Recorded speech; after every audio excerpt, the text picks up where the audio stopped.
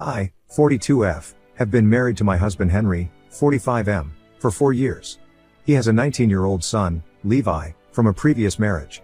When Henry and I first got together, he was going through an extremely difficult time after unexpectedly losing his job of 15 years. His confidence and self-worth were pretty low, and his low savings had been wrecked by a long, messy divorce from Levi's mother. I couldn't bear to watch the man I loved suffering so much. After only a brief discussion, I insisted Henry move into my house so he could get back on his feet without the stress of rent. I helped pay off the mountain of debts he'd accrued, bought him a used but reliable car so he could get to job interviews, and made certain he never once missed a child support payment to Levi's mom when Levi lived with her. It wasn't a handout, but an investment in building a future together as partners. Even after Henry eventually found steady work again, I continued paying the lion's share of our living expenses since I had a lucrative career as a senior marketing executive. I never once resented Henry for this arrangement. We were a team in my eyes and I knew he deeply appreciated all I did to keep us afloat during those tough years. Henry was a proud man, someone who believed strongly in being a provider, but he swallowed that pride and accepted my help so we could build a strong relationship and maintain stability for Levi. However, his teenage son Levi took an immediate, intense disliking to me from the moment I entered their lives. He fiercely resented my presence when he was already angry and feeling displaced after his parents' divorce. At 15, Levi was in the throes of adolescent angst and anger, and desperately needed a target for those roiling emotions. I became that target, the home-wrecking bitch he accused of trying to replace his saintly mother, and the gold-digging whore he was convinced had trapped his father in her clutches.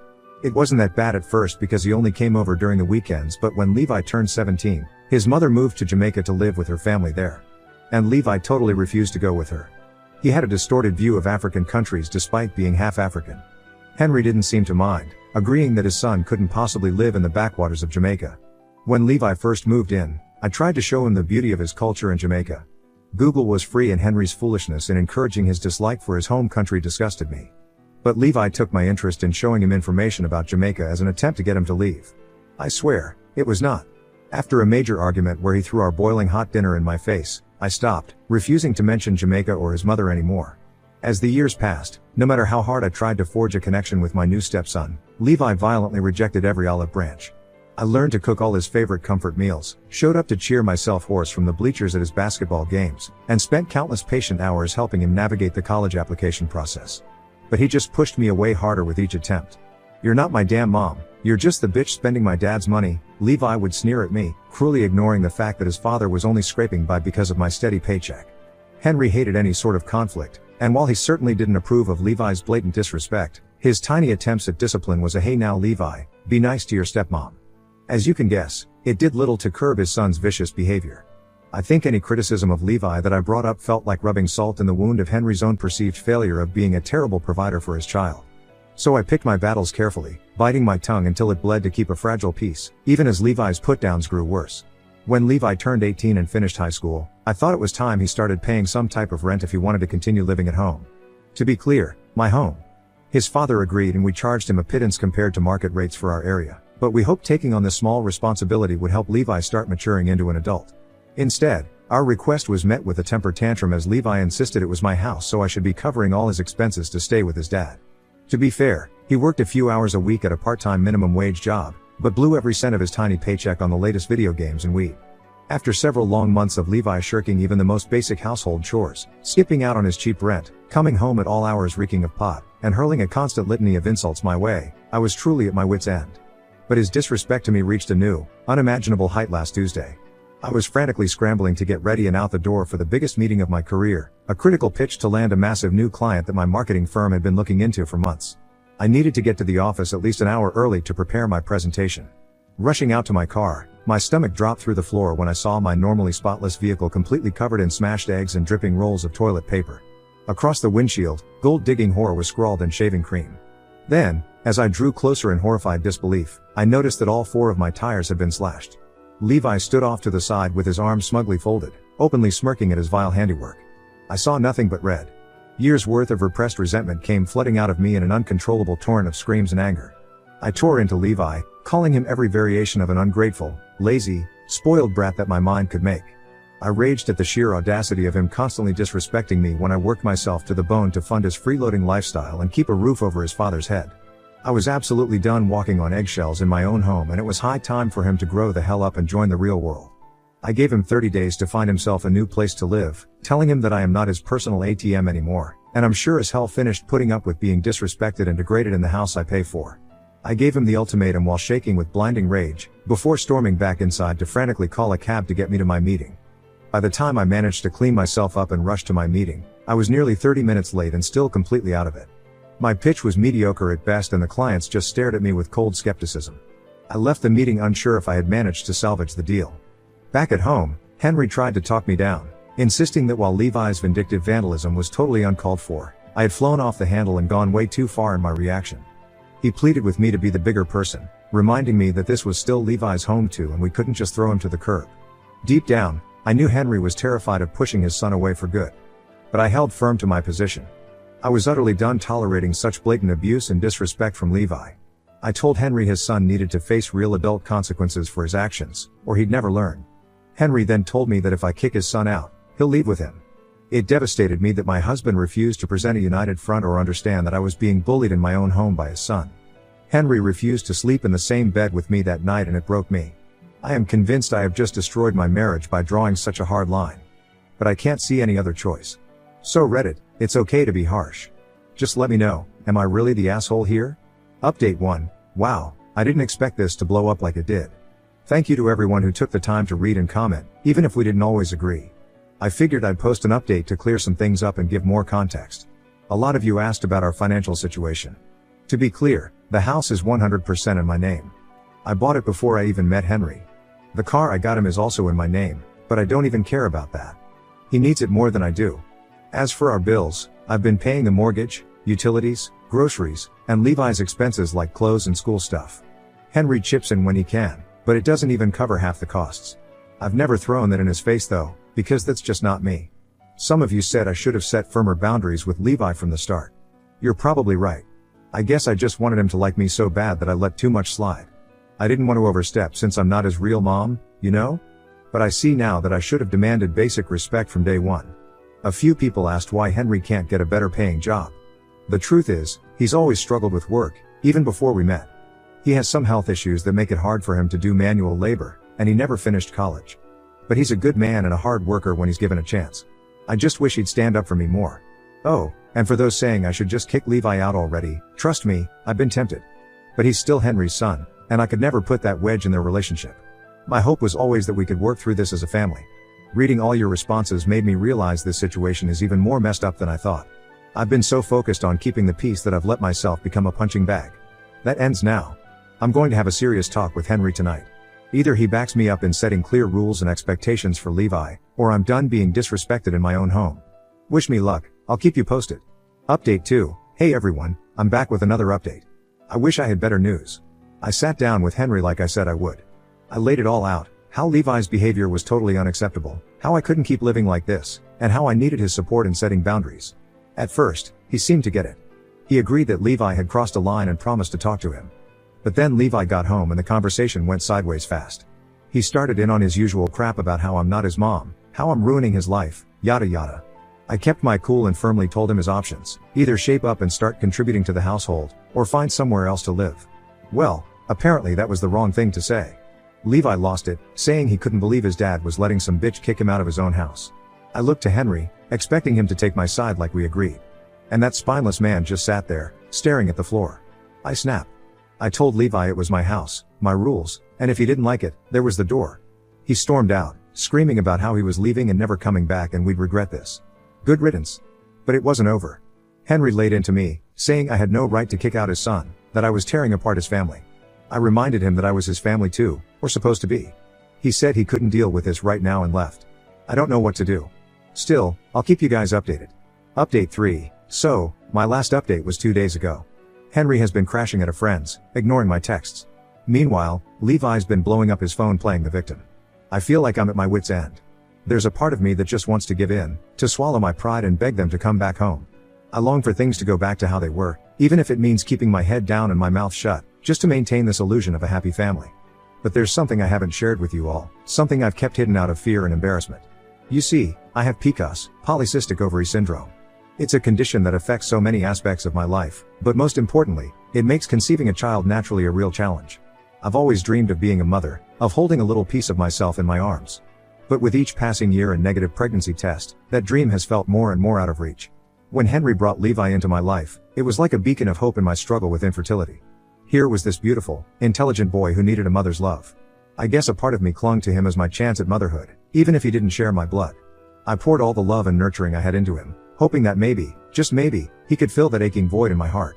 I was afraid that if people knew about my condition, they would side with Henry, see me as less of a woman or less worthy of being a parent. I worried they'd think I was using Levi as a substitute for the child I couldn't have on my own. But the truth is, my love for Levi was never a replacement or a consolation prize. It was real, fierce, and unconditional, the way a mother's love should be. Even now, after all the heartache and disrespect, those maternal feelings haven't wavered. When I tell you I love Levi like my own, I mean it with every fiber of my being. Letting him go, drawing these boundaries, it feels like I'm ripping out a part of myself. The thought of losing him, of losing this chance at being a mom, is almost too much to bear. But I also know that I can't keep living like this, can't keep sacrificing my own well-being and self-respect for the scraps of affection they toss my way. PCOS may have made my path to motherhood more difficult, but it doesn't make me any less deserving of love and respect from my partner and my would-be child. So as much as it hurts, as much as I want to cling to this dream of family I've built in my head, I know I need to stand my ground. For my own sake, and for the sake of any future children I may have, whether they come from my own body or through the boundless love in my heart. I need to show them that it's okay to demand respect, to set boundaries, and to walk away from those who can't give us the love we deserve. I don't know what the future holds. I don't know if I'll ever get to be a mom, or if Henry and Levi will ever truly see and appreciate all I've given them. And a bigger part of me is just damn tired. Tired of being taken for granted, disrespected, and treated like an outsider in my own life. So now I'm sitting here alone, in the house I paid for, wondering where to go from here. I know I was hard on Levi, but what choice did I have? I love Henry, but I'm losing respect for him by the minute. Why am I fighting so hard for people who clearly don't give a damn about me? I don't know what the future holds. All I know is I deserve better than this. I deserve peace in my own home. I deserve a partner who stands by me. I'm done setting myself on fire to keep others warm. Thank you for letting me vent, and for all the tough love and support. I'll post a final update when I figure out my next steps. I know it's going to be hard, but I have to start putting myself first. They're welcome back if they can get with the program, but I will no longer set myself on fire to keep them warm. Update 4. Well, it's been a hell of a ride. First off, I want to say how much all of your comments and messages have meant to me. Even the tough ones. You've given me a lot to think about. It's been a few weeks since everything blew up. Henry stayed away for about a week, ignoring my attempts to reach out. I was starting to think it was really over. But then he showed up at the door, tired and sheepish. We had a long, brutal talk. Probably the most honest we've ever been with each other. He admitted that he'd been avoiding confronting Levi because he was afraid of losing him like he lost his ex. And knowing it's hard for me to conceive, Levi could end up being his only child. But he said seeing me standing up for myself made him realize how much he had to lose with me, too. I told him I was done being the bad guy. Done being disrespected and unappreciated. If we were going to make this work, things had to change. He agreed. As for Levi, he's still staying with friends. Henry laid down the law: if he wants to come back, he needs to get a job, pay rent, and treat me with basic human decency. No more freeloading or temper tantrums. We'll see if he steps up. I'm not gonna lie, it still hurts. I poured my heart into this family, and a lot of days it feels like it was all for nothing. I know I can't change the past. All I can do is move forward, with clearer boundaries and a stronger sense of self-worth. Henry and I are taking things day by day. Rebuilding trust and figuring out what our new normal looks like. It's not perfect, but we're trying. He's picking up extra shifts and has started chipping in more around the house. Baby steps. Talking about babies. I haven't been feeling too well. Even prior to the entire issue. So I took a pregnancy test 2 days ago. You know, those drugstore types. And it was positive. So yay. Henry is excited, but I told him to pipe down. Those tests are wrong sometimes. I don't know if the hesitation is for me or for him. He has scheduled a doctor's appointment for next week. Part of me doesn't want to go. What if the test comes out negative and I got our hopes up for nothing? Henry understands and he's not pushing me to take the test. So I'm grateful for that. But I told him not to cancel the appointment while I try to build up courage to go for the test. Right now, to keep my mind off it, I'm focusing on my own happiness for once. I've taken up yoga to calm my mind. It's not helping, to be honest.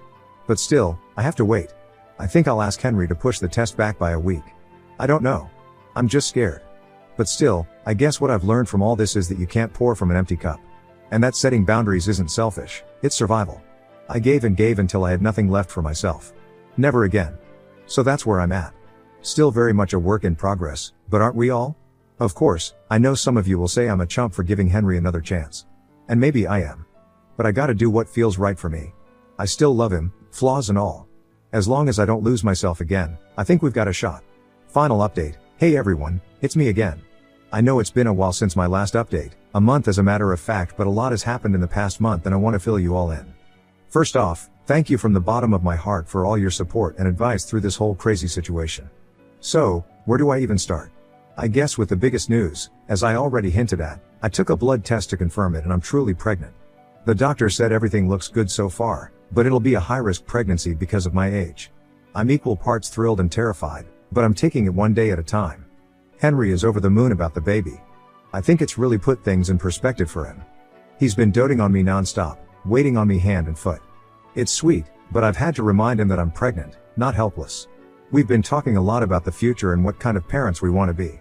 We both agree that we want to raise our child in a loving, respectful home. No more walking on eggshells or tolerating bad behavior from anyone. Which brings me to Levi. After our big blow up and him storming out, he couch surfed with friends for a few weeks. Henry laid down the law and said he couldn't come back until he got a job, agreed to pay rent, and promised to treat me decently. Well, I guess that dose of the real world was the wake-up call Levi needed. He called Henry after a couple of weeks, crying and apologizing for everything. He said living on his own made him realize how much we'd done for him and how awful he'd been, especially to me. I was skeptical at first, but the kid really seems to have turned a corner. He got a full-time job at a warehouse, which he hates, but it's a paycheck. He's been giving us money for rent and groceries without us even asking. And he actually sat me down and gave me a sincere apology for all the crap he's put me through over the years. I could tell it wasn't easy for him to swallow his pride like that. We had a long talk about why he'd acted the way he did. A lot of it was hurt and anger over his parents' divorce that he unfairly took out on me. He said he knows that's no excuse, and he wants to do better. I told him that I forgive him, but forgiveness doesn't mean a free pass to go back to old habits. He started joining us for dinner a few nights a week, and the atmosphere in the house is so different.